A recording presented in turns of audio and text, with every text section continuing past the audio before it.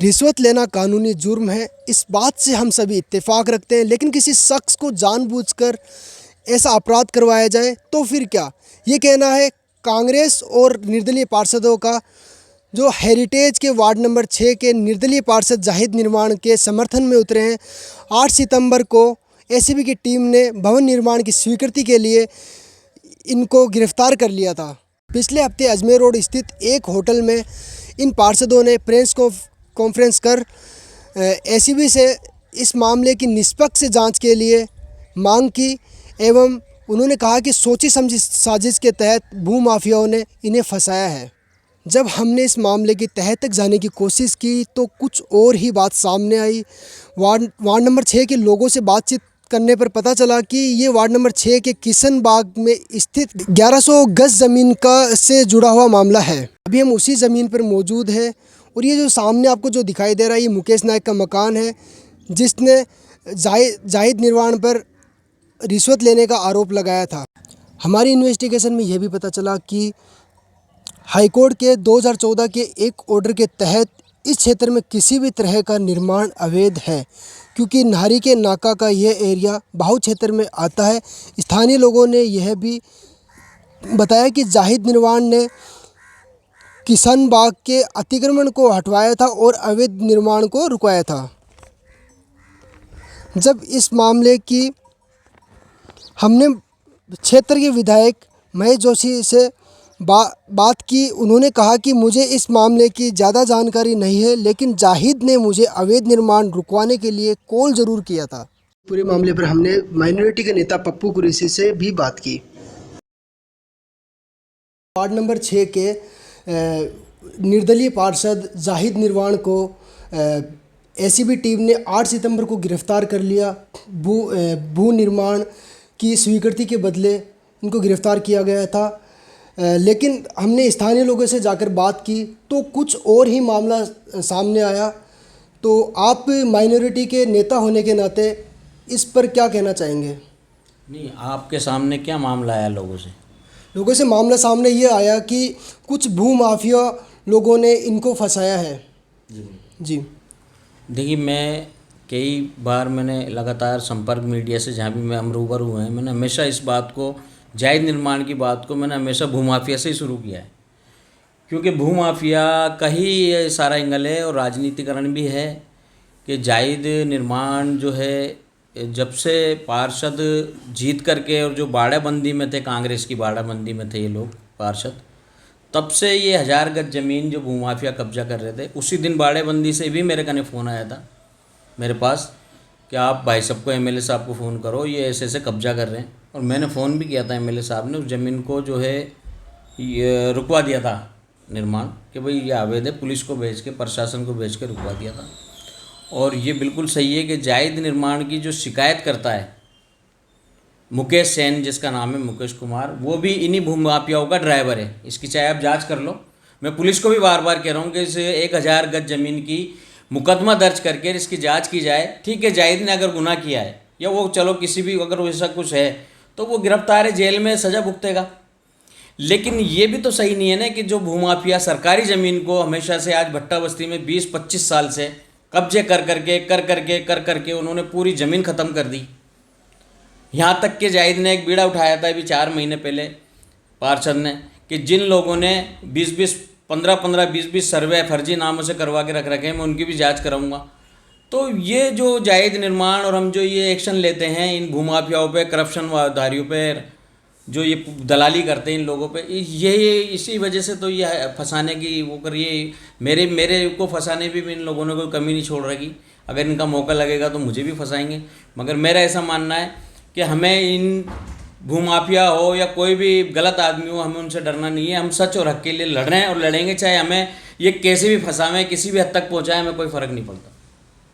शायद इसमें कोई राजनीतिकरण कुछ ऐसा हो रहा हो, तो इस पर आपका क्या कहना है?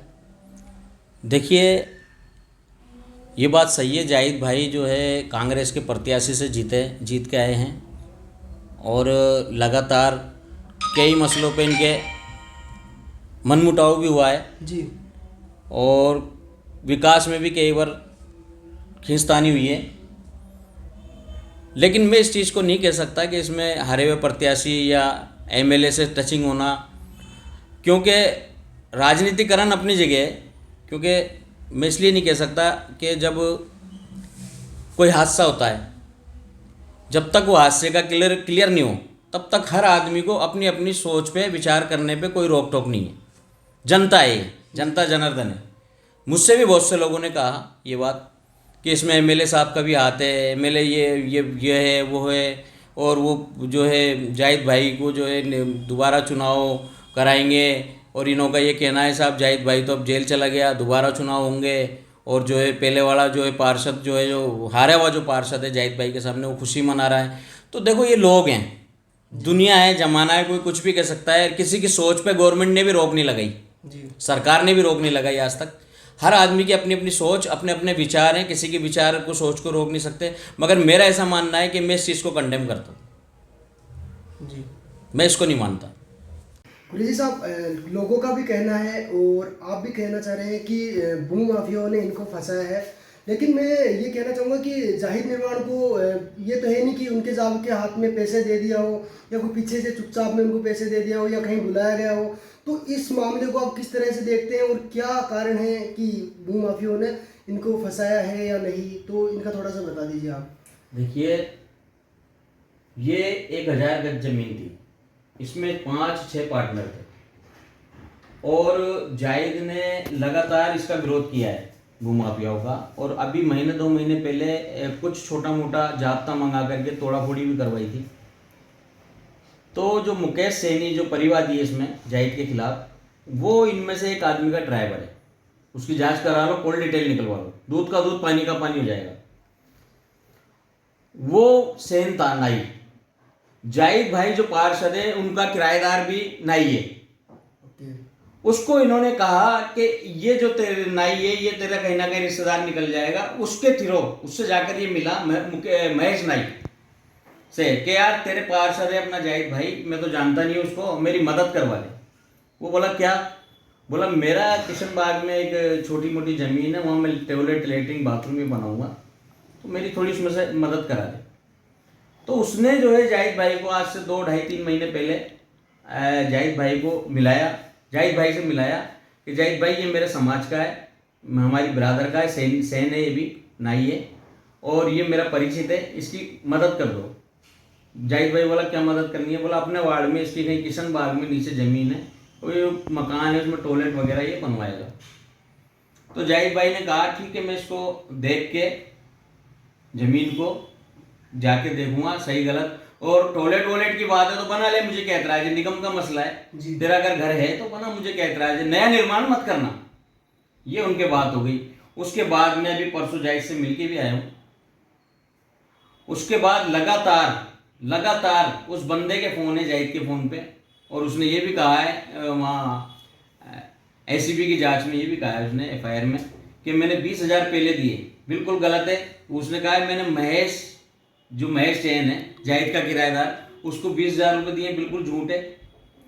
उसने उसी दिन आकर के जाहिद को, बल्कि एसीबी की रिपोर्ट में लिखा हुआ है कि इसको 4 दिन से मैं फॉलो कर रहा था पैसे देने के लिए, लेकिन जाहिद भाई कभी बोला मैं वहाँ हूँ, कभी बोला मैं मीटिंग में हूँ। आप इस चीज़ से सोच सकते हो कि पैसे लेने वाला पीछा करेगा या देने वाला पीछा करेगा, सोच सकते हो इस चीज़ को आप।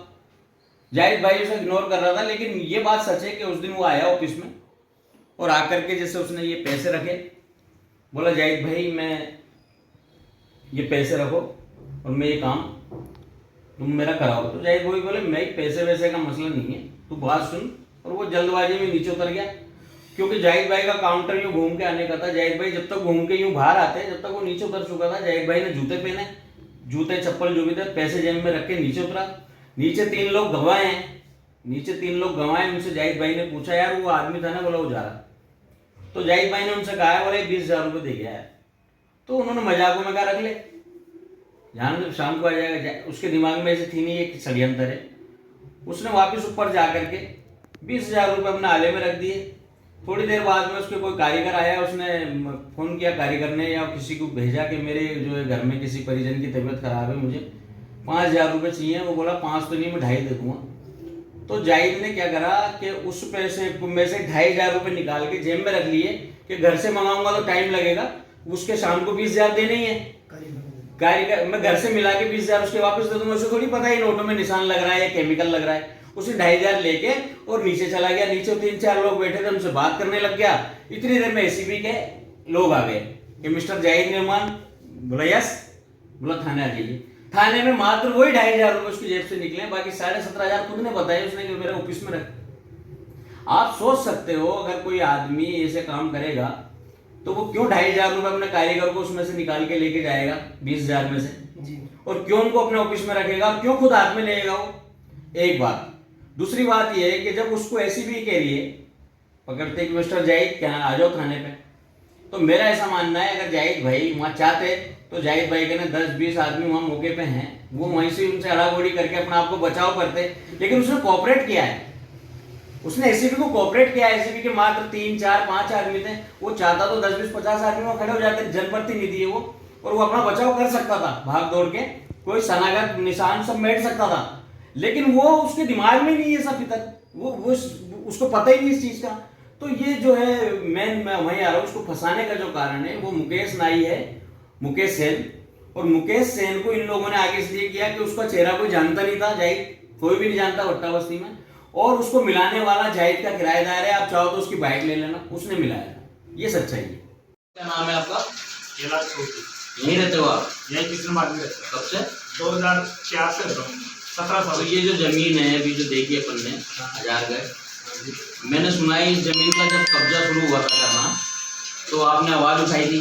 मैंने उठाई थी, मालिक भी आए थे, दोनों थे, दोनों ने आवाज उठाई थी। लोग मलबा घेरने आए थे यहाँ पे, कब्जाधारी लोग। जो शंकर यादव का ड्राइवर था मुकेश। तो आपने पुलिस को सूचना दी थी? मैंने पुलिस को सूचना की, मेरे मोबाइल से कॉल किया मैंने। मेरे मोबाइल से कॉल किया तो पुलिस वाले आए, चेतक वाले आए। उसके अंदर हमारे रोक भाई की मालपुरा के रहने वाले हैं, अच्छी तरह जानकार नजदीक है मेरे। वो आने के बाद हमारे को बेला उसका भी कह के इंचार्ज के कहने से थाने पे ले जाए। थाने पे ले जाके हमारे को 151 बंद कर दिया। अच्छा, बंद कर दिया आपको? बंद कर दिया, हमारे को बंद कर दिया। चेतक वाला हमारे को चलो आप थाने चलो। मैंने कहा ठीक है साहब थाने चलो। मतलब आपका कहने का मतलब ये है कि आपने पुलिस को सूचना दी कि साहब ये भूमाफिया कब्जा कर रहे हैं? हाँ जी। और आप ही को ले जाके बंद कर दिया? हाँ, हमारे को बुला के चलो थाने चलो, यानी सीधा सीधा इनसे मिले हुए? हाँ जी। जब तो हमारे को बंद किया उन्होंने, हमने पुलिस को बुलाया, पुलिस हमारे को थाने पे ले जाके हमारे। उसके बाद इस जमीन के कब्जे के टाइम चुनाव आ गए थे, जाहिद भाई जीत गए, तो आपको क्या लगता है जाहिद भाई इस जमीन के इन भूमाफियाओं के फेवर में थे या खिलाफ थे? नहीं, ये कोई फेवर में नहीं थे जाहिद भाई, खिलाफ थे इनके? हाँ जी। बनने नहीं दे रहे थे? बनने नहीं दे। आचार संहिता में बनाया था, ये जो मकान बनाया था ना इन्होंने, एक कमरा जो मकान बनाया, निकाय चुनाव आचार संहिता। उसके बाद तो जाहिद भाई ने किसी का नहीं बनने दिया, इनका भी नहीं बनने दिया, तो बस्ती वालों किसी और का भी कब्जादारी वाले को नहीं बनने दिया। Thank you. और आपकी क्या कार्रवाई रहेगी इस मामले की जांच पड़ताल कराने को लेकर? देखिए, हम भी कांग्रेस से विचारधारा से जुड़े हुए लोग हैं, बिल्कुल। और बस हमें दुख होता है इस चीज़ का कि जब ऐसी कोई कार्रवाई होती है तो कांग्रेस के बड़े बड़े नेता बचाव में भी खड़े हो जाते हैं अपने लोगों के जी। कम से कम इतना तो वो कह ही देते हैं कि भाई अभी सिद्ध नहीं हुआ, हम इसे गुनाहगार कैसे मान लें कम से कम। लेकिन पता है बहुत से लोगों को कि जाहिद के साथ एक षड्यंत्र हुआ है, जाहिद खुद पैसे देने नीचे आ रहा है, सारी चीज़ें। हमें इस चीज़ का दुख है, किसी भी कांग्रेस के नेता ने मंच पे आकर मीडिया के सामने ये नहीं कहा कि भाई देखो इसमें कुछ रिएक्शन भी आ रहा है कि लोगों का ये कहना है कि षड्यंत्र है, तो इसकी जांच हो जाए, उसके बाद हम दोषी कह सकते हैं। मगर उसके बचाव में किसी ने नहीं कहा ये हमारे पीड़ा है। लेकिन हमारा समाज और हम लोग कतई नहीं मानते जाहिद ऐसा है कि उसने उससे पैसे लिए या वो करप्शन करता है या करप्शन करता था, या न उसकी पहले से छवि ऐसी है, बल्कि और पहले लोगों ने यहाँ बहुत जो है लूटमार की है। और उन लोगों के जो है हम जो है काम में रोड़ा बन गए, उनका भ्रष्टाचार खत्म हो गया, भूमाफिया खत्म हो गया, दलाली खत्म हो गई, इसलिए वो हम लोगों को ऐसे जो झूठे सच्चे फंसा रहे हैं। और बड़े नेताओं की क्या मजबूरी है, क्यों सामने खुल के नहीं बोल पा रहे, वो ऊपर वाला जाने। मगर हम तो कांग्रेस से यही कहेंगे कि जो है निष्पक्ष जांच हो और 1000 गज जगह से जांच शुरू होनी चाहिए, ताकि दूध का दूध और पानी का पानी हो। और कॉल डिटेल निकलनी चाहिए कि मुकेश सैनी के संपर्क में कौन कौन थे। अपना कर्तव्य समझते हुए हमने इस मामले की तह तक जाने की कोशिश की, और भी इस मामले से जुड़ी हुई हम जानकारी आपको देते रहेंगे। मैं हूं वसीम जैनान, आप देख रहे थे फ्राइडे रिपोर्टर।